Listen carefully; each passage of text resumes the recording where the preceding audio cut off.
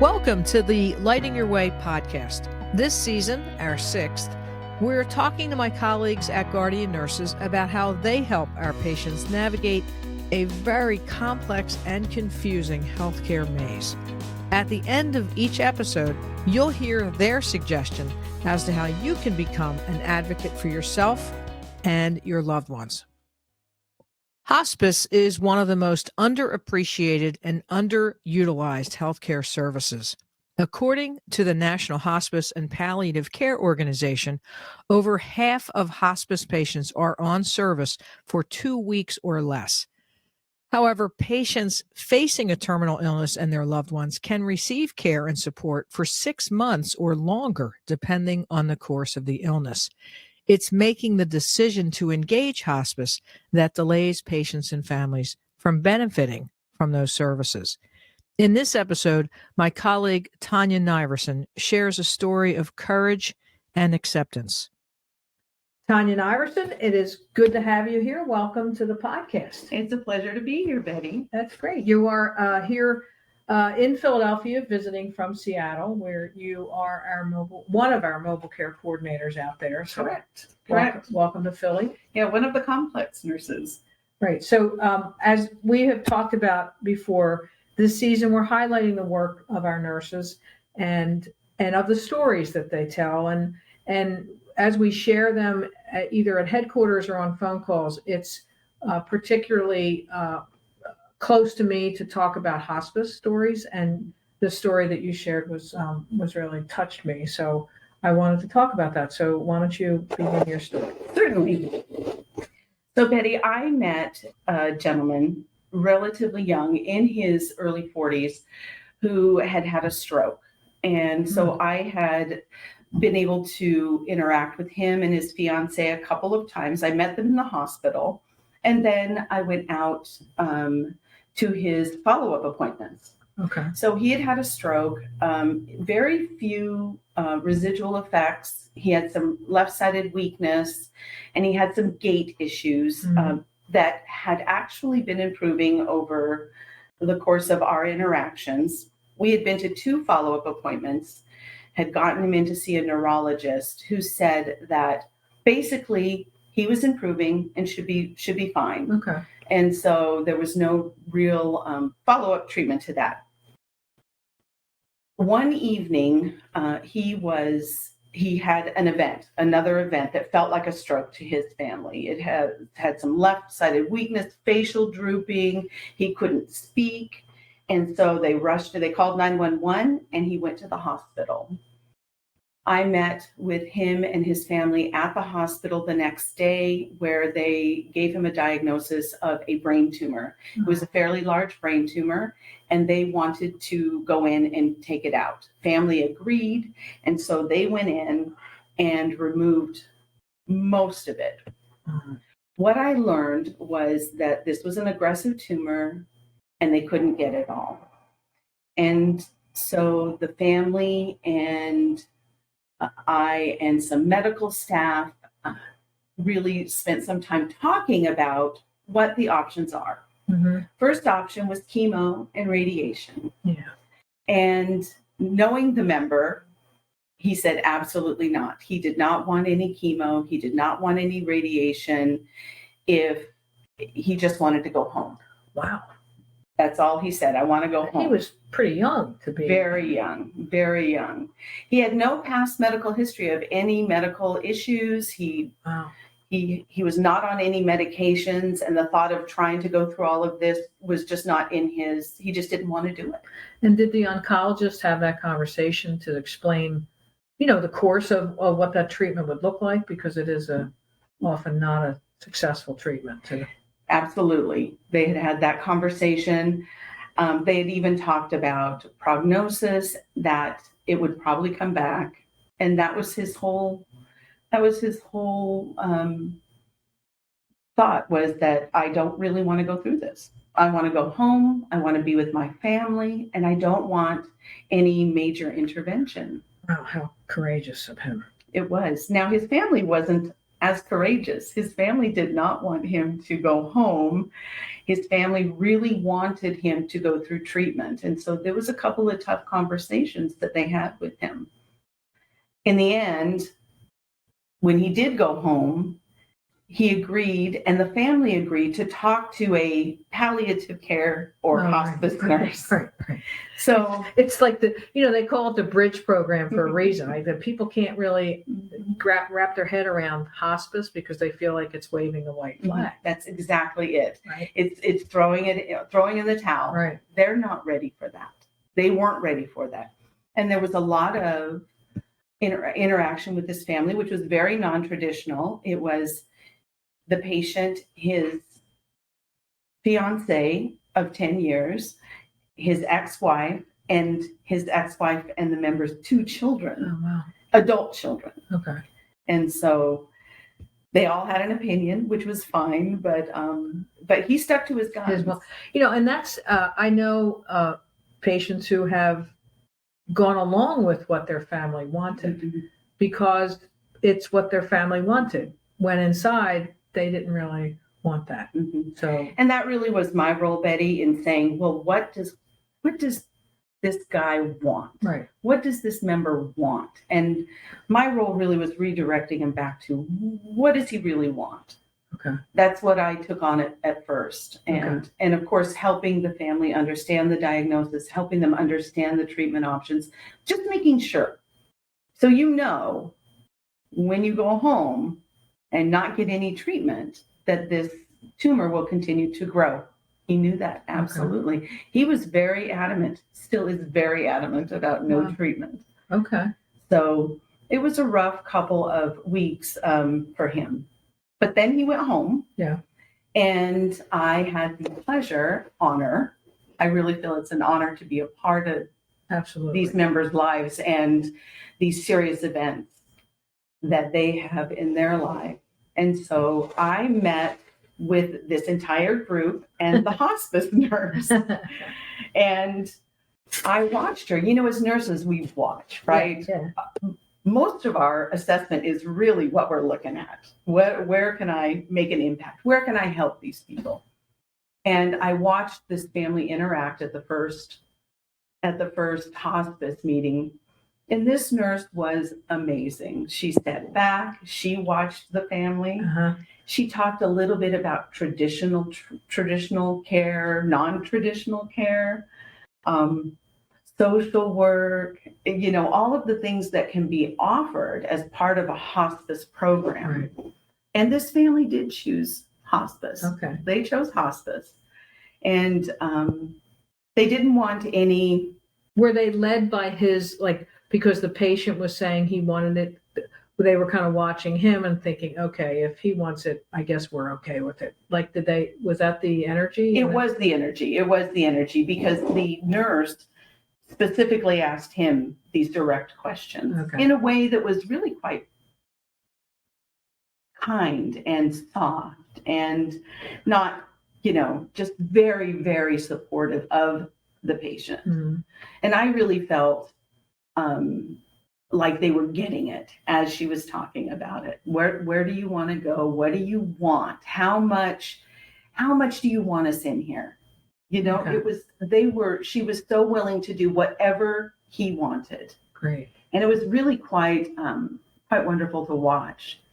Yeah, I think patients, at least I think the average, the statistic that I've often read is that most patients engage hospice with just 2 weeks. The average length of stay on a hospice is 2 weeks, and that's not enough. No, because you're eligible for hospice, 6 months away from any type of diagnosis. Like if you're diagnosed with a life-limiting diagnosis, you can engage hospice. You can, and as we've discussed before, you can engage hospice at any time. Anyone can engage hospice. Yes, very important. It doesn't have to be a referral to hospice from a physician. Right. Correct. Right. And or a nurse practitioner. Really quite wonderful. Right. And I think that I don't know if that family would have made the referral, but you can, at least here in Pennsylvania, I think the same is true in Washington. So if you call up a hospice, maybe your neighbors use that hospice, maybe it's a hospice affiliated with a church, you can make the referral, and that hospice nurse will come out and have the discussion. If there's no strong arm at all. It's much like a lovely conversation about what you want. It really was. The whole thing was, it was very long. It took about 2 hours to really get to what his desires are. And then she moved to the family. What do you hope for here? Okay. Which was, of course, there were tears, Right. and there was a lot of, especially in the adult sons, I want him to not have this. Okay. So she really was able to assess where each one of those family members were in their grieving. Okay. Because that's really what she will do. She will help them through that. How long was it from the time of the of the surgery till the hospice meeting? It was about a week. It wasn't long. Oh, my wasn't God. long at all. Oh. They went home. And Wow. yeah. Yeah, because it's not even enough time to, okay, Dad's got a tumor, and now I'm meeting with the hospice nurse. Right. Or Dad had a stroke, and now had a stroke. Right. we're meeting with a hospice nurse. So it wasn't long. But she did. She assessed every one of those family members for where they were at, and then offered them support. They were able to bring out a emergency kit, which was just amazing. It was full of medications, anti-seizure, anti-nausea, I think 2 or 3 different painkillers. Okay. And anti-anxieties. Okay. And just a couple of pills of each of these, and so that they could administer those if needed. Right. They were to call first, and as I know, they've called a couple times and said we need, and they direct them to which medication. Okay. They tell them what it's about. They've been super responsive to this family.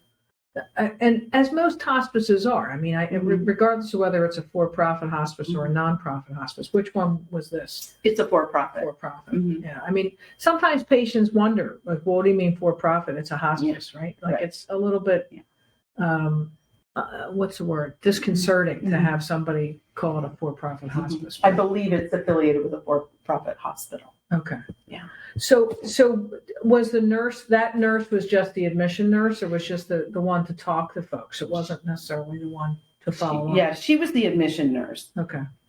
However, she's also one of the on-call nurses, and I know she's been out to the family at least once. Okay. So, they come out, they'll assess, make sure, everything is going as well as can be expected, and then make sure that new orders get ordered. And this hospice it is a covered benefit. I want to make sure that everybody knows that. It is. Not only is hospice covered with most insurances, but it's also covered by Medicaid and Medicare. And it's paid at 100%, right, which is really an impressive benefit, in my opinion. We work out in the system that it's hard to get a referral. It's hard to get an appointment. Not a lot is covered at 100%. So I just sit and marvel when I learned that he needed something and he had it within 24 hours. Right. A really good example of this is, in order for this member to get his pension early, get paid out from his pension early, which is what they decided to do as a family, the ex-wife was filling out the paperwork. And so I went in there to help her fill it out because it was really confusing. And it was even confusing for me. And I had to make a call, and we had to deal with that. We got it done. And I checked in with the ex-wife a couple of, literally 2 days later. And I said, were you able to get that fax over? She says, oh, yeah. Oh, I got it faxed. I got it back, and I hand delivered it within 24 hours. And that had to go to a physician to do. Oh, okay. And I'm thinking in my 35 years of being a nurse, right?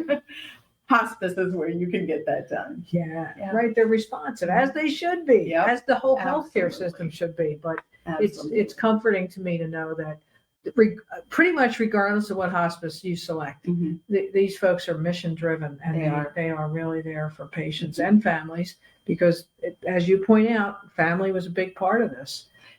It was. And they had a lot of issues. They had a lot of difficult issues in the beginning because of the dynamics. Mm.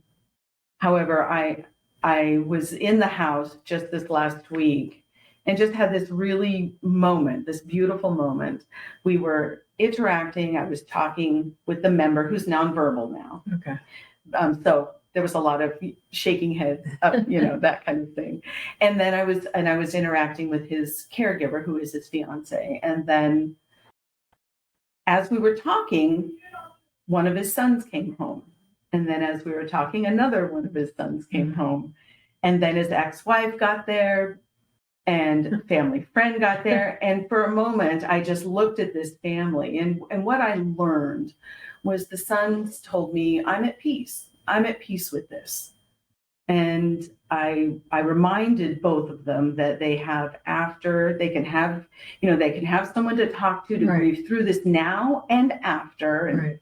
then they kept saying, no, it's good. I'm good. I'm at peace with this. And so I just kind of sat back and watched this family in the kitchen, and they were getting a little choked up. They were interacting well. They were even laughing, and member was laughing. And it was like, they got to this beautiful place. And I know they did because of the hospice nurses. Right. So how long has he been on hospice? It's been about a month. Okay. A little over a month, I think. Right. So they've had time to, I don't want to say reap the benefits, but to understand the benefits, Mm-hmm. right? To have the call, people respond, doctors respond, Mm-hmm. nurses show up, Mm-hmm. right? So I think that for me is what folks don't understand about hospice is that, I don't want to say the sooner you sign up, but Mm-hmm. the earlier you understand the benefits of it, it can be a life-changing experience for your family as well as for you. It really can. It really can. Absolutely. Absolutely. So having gone through this with them, which sounds like a wonderful kind of tribute to them and to their understanding of it for their father and partner, what do you think is the takeaway for you and for our listeners about hospice? Well, I think if we can help reduce the stigma of the word hospice, families hear that, they get wide-eyed and they think, oh, that's it. I'm throwing in the towel. This is the end. Okay. I think it's get rid of that stigma and really understand that, you can go off hospice. If you, I have a personal experience with an aunt who went on hospice, and the doctors may not have diagnosed her well. And she went off hospice and she lived for another 3 years and then went back on hospice. So it's not a life sentence. Right. Shouldn't be any stigma attached to it. That you are, you're going to get the benefits that you really need when you need it. And hospice offers much more than, DME. We didn't talk about that. DME and fall mats and, all of the supplies, they come from the hospice. All this family has to do is pick up the phone and say, I need this, and it's there. Right. And that is something that you really can't get outside of hospice with any expediency. Right, or consistency, right? Like it depends on what your benefits are. It depends on, but this is across the board, you can get what you need. So if we are able to deliver that message to our members, to anybody, who might be, friends, whatever. If you can deliver that message, there's no stigma attached to this. I agree. I think it's been to your point about palliative care hospice. Mm-hmm. People think it's, the death agent coming in with a sickle and checking their family member out. Yeah. So I'm glad it was a positive experience for this family. Good. It has been. It has and been. For you. Yeah, for me too. Well. It's such an honor. Such an honor to be included in that, in those decision makings and helping them with whatever they need. Yeah. There's very little I could do now because the hospice nurses have come in. I'm just their support. Yeah. Well, you're the thread, right? Yeah. You were there at the beginning, and now you'll have be the there at bridge the into end that as well. Yep. Right. Yeah, no doubt. They're good family. Thank you for sharing that It was my story. pleasure. Thank you. My pleasure. So, all right, we'll have a safe trip back. Thank you. Thank you. All right, talk to you later. Bye, Betty. If you have any questions that you would like us to address in a future episode, please email us at podcast@guardiannurses.com. That email again is podcast@guardiannurses.com. We would love to hear from you. Thank you for joining us this week. You can find the Lighting Your Way podcast on Apple Podcasts, Google, YouTube, Spotify, and Stitcher. If you liked what you heard, tell a friend and leave us a review. You can learn all about Guardian Nurses Healthcare Advocates on our website, guardiannurses.com. So until next time, find some joy in your life, pet all the good doggies and kitties, and remember to tell your people that you love them. Take care.